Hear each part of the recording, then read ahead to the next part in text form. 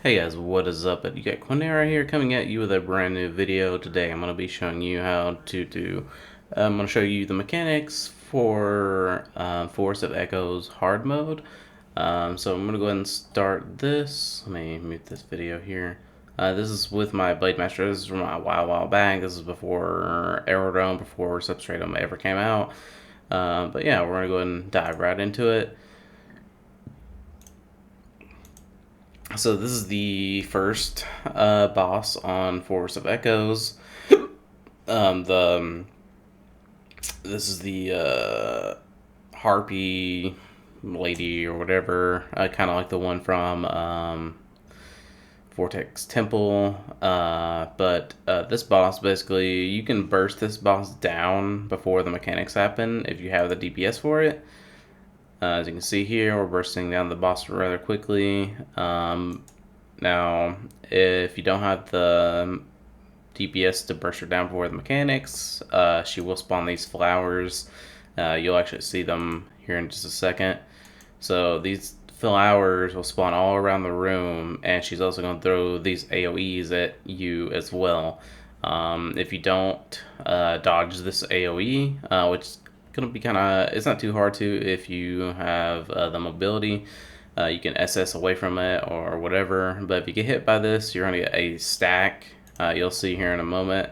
I already had 2 stacks, and when I jumped back into this flower, it rooted me. But if you get if I were to get another one, it would kill me. So it'll go away. You just have to hit L and B, 1, 2, 3, like 5. To get out of it. But yeah, you want the whole party to grab these if you don't have the DPS to burst this boss down. Once you do that, her CC bars will open. But we had already, her CC bars open. You can stun, you can knock down, it doesn't really matter.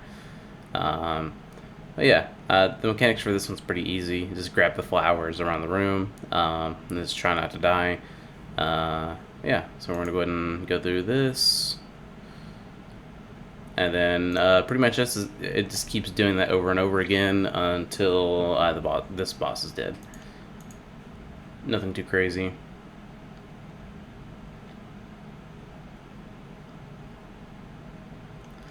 So now we're about to get to the actual boss. Now this boss, I'm not going to go over the tanking because this one could be really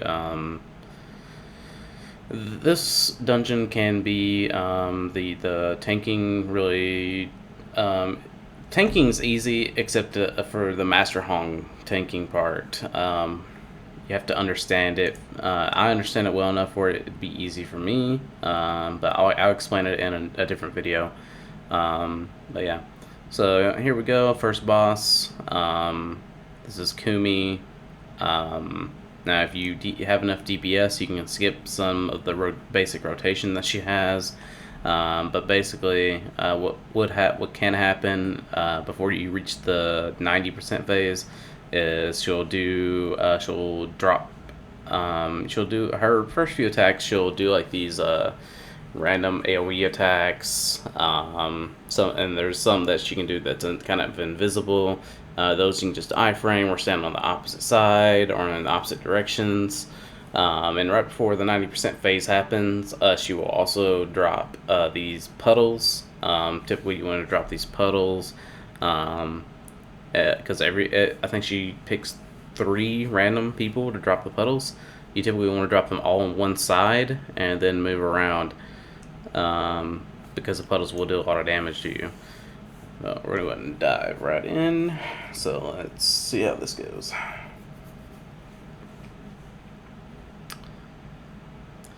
Yeah, we DPS her down. I can see there's some of her random attacks that she does. There's now that we've already entered the phase, she's going to do a room-wide AoE. The last, she'll do a spinning attack. This attack, the last hit will knock you back, so make sure to iframe it. And if you've ever done Force of Echoes, she can spawn either the illusion of Master Hong or Jin So Yun. And here it's going to be Jinzuan the first on this run. So yeah, we're going to go now. As you can see, we have these flames that are around the room. At the corners, you have the purple ones, you have the orange ones. So the mechanic for this is that Jin Soo-yeon will randomly mark someone, not the tank. The tank cannot be the mark and will not get the mark unless the tank is the last person alive. But what she'll do is she'll randomly mark someone, and then you're gonna drop a couple of puddles. You'll see here I actually get the mark after she does her basic rotation. She's gonna do this little small AoE around her, and then she's gonna open up her CC bars. And basically, at this point, you need to either knock down or stun. It doesn't really matter, or daze. It really doesn't matter. Okay, her CC bar is open. As you can see, I got the mark right here. So whoever gets the mark will be doing this mechanic. So at this point, you want to, because you're gonna drop puddles. Do not drop these puddles on top of these things. If you do, it can cause a wipe or cause you to miss the whole entire mech. Just a little note, you can fail the mechanic one time per phase. So yeah, like I did here in this video, just make sure that you drop the puddles inside the ring. Don't drop them on the outside. The next thing you need to do after you drop the puddles is get to one of the orange flames and just follow it like this, like I'm doing right here in the video, because Jin Soo-yeon's going to drop a lightning rod on top of you. Sometimes she could take a little longer for this to happen, but just keep following, just stay near the orange flame until you see the lightning rod drop. She can sometimes drop a fake one. Just make sure that you stay there until she drops it. And then once she drops it, the flame will then become targetable for you to attack. So as you can see here, it's now got a health bar. I can now attack it. So just attack it, destroy it, and it'll go away just like that. It's no longer there. Alright, so now she's going to do her rotation again. Here comes that little AoE. She's marked me again. Now, if you have a confident team, you can skip the mech one time and on Jin Soo-yeon here. As you can see, we're about to skip it, so I'm going to drop my puddles, and then she's going to throw our lightning rod at me. Here it comes in just a second. You can see there's the lightning rod. We're skipping this one just for some extra DPS. Alright, I got the mechanic again. Again, this is random on who gets this. In the video, I just happen to get it every time. So yeah, here I am dropping my puddles. You typically want to try not to drop it too close to where Jin Soo-yeon is or where your tank is at. Just kind of be careful. However, like I said, if you have a confident team, it wouldn't be a problem. So here I go. I'm running directly to my the orange flame. This is the last one. So I'm getting ready for Jin Soo-yeon to drop her lightning rod. As you can see, I'm just following it. Don't touch the flames, because touching those orange flame lines here, this can do damage to you. So like, yeah, just be careful. Follow it on the inside pretty closely like I did there. And then wait for the rod to drop. Then the orange flame will become targetable like I did here, and just kill it. Now it's Master Hong. The first thing Master Hong does here in just a second, he's going to do a pull. He's going to pull everyone to the center. So if you get Jin Soo-yeon first, you'll obviously know which side is going to be the next, which is this one here. It's the last one. Just make sure that you're on this side and on this side here, because what can happen is if I were over on this side, Master Hong is going to do a blast after he does his pull. He's going to do, it's like a half pie, like this right here. So if I were to be on this side when he pulled me, and if I didn't move over here, this is instant death zone right here. On hard mode, that's an instant death zone. Your tank that you have should direct these in the appropriate area or direction.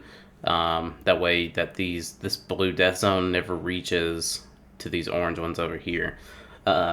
Now, I wouldn't say expect the tank to always be able to do that, because it can be a little bit hard.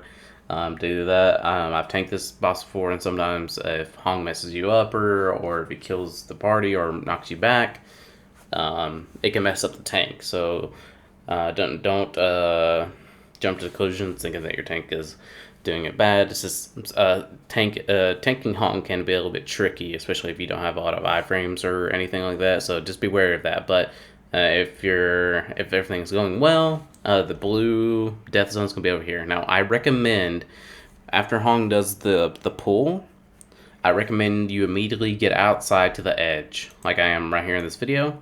As you can see, I got the mark right here under me. I got the blue or the purple mark. What's gonna happen? This is just like in the Jinsuyan one. I'm gonna drop a couple puddles, and while I'm dropping a couple puddles, I'm following one of the orange flames. So yeah, once Hong pulls everyone in, you need to SS back and on the side with the orange flames out to the edge of the arena. That way you don't drop puddles on the inside. You can drop puddles on the inside, but don't do it until you're comfortable with doing so, because dropping puddles on the inside with Hong can be very, very tricky and very, very scary sometimes. So, and this video I just kind of got out to the side. That way I wouldn't drop the puddles on the inside. Everyone can continue DPSing just fine in there. So make sure that you're next to an orange flame though. So as you can see here, Hong is now going to do a punch towards me. He's not doing it towards the orange flame itself. Technically, he's doing it towards me. So just make sure that you're a little bit further than the orange flame, because this punch, as you can see, he's not gonna like move his punch to the right over here if the orange flame was further ahead. So that's why you just make sure that he's a little bit, you're a little bit further ahead of the orange flame. And after he punches it, it's gonna make it targetable. Here, as you can see, I'm destroying the Foxfire. And then immediately after, he's gonna mark someone again. And just coincidentally in this video, as you can see, I got the mark right here again. I got a purple circle around me, so I got the mark. I'm gonna drop a couple of puddles. And then this happens really quickly, by the way, so just make sure that you're in front of an orange flame. As you can see, Hong is about to do a punch. Here it comes. Now I'm just slightly ahead of the orange flame. Hong's gonna punch it, and as you can see, it's now become targetable, and I can destroy it. So, and he on this one, on the last one, he immediately pulls everyone in the center. So be careful. You need to get back and destroy it if it doesn't get killed all the way. So just make sure that it's destroyed. You know, DPS should be the last thing that you're worried about in this dungeon anyway. So yeah. And then now Kumi is gonna say this on screen. You are gradually awaking from Kumi's dream. She's gonna do a room-wide AoE. Just iframe this or whatever. All right, now all these purple. There's gonna be 4 purple fires that spawn around. What you need to do now is you need to block these. So get in front of them, press your 1 or whatever and block it. If Kumi absorbs any more than 1, she can absorb 1, but if she absorbs any more than 1, it's going to be a wipe. Then she's going to go back to doing her basic rotation. And this will keep, basically, this is what happens the entire fight. If you don't kill her, she's going to spawn, she's going to do her basic rotation here, and then she's going to spawn Master Hong or Jinsu Yun just over and over again. The mechanics are actually quite easy in this dungeon. So yeah, as you can see here, we got Jinsu Yun again. There's the orange flames. And yeah, that's pretty much it. So she's gonna, coincidentally, I get picked for this again. So you could technically get the mechanic. One person could get the mechanic, but that's, like I said, it's just random on who gets it. So as you saw, her CC bars opened up as well. So just make sure that you're ready to CC her as quickly as possible. Because if you don't CC her, because she randomly grabs someone and chokes them out at the same time. And this could be the mark too. She could grab the mark. And then if that happens, and if you don't CC her, the mark can die, and then the mechanic is failed. So yeah, it's not nothing too crazy, guys. The mechanic for this dungeon is actually quite easy, especially once you've done it enough and understand it. But yeah, that's pretty much it. I hope you guys learned something from this. If you guys have any questions or anything, feel free to leave them down below. I will answer them as soon as possible. And as always, be sure to like and subscribe to the video, and I'll catch you guys next time.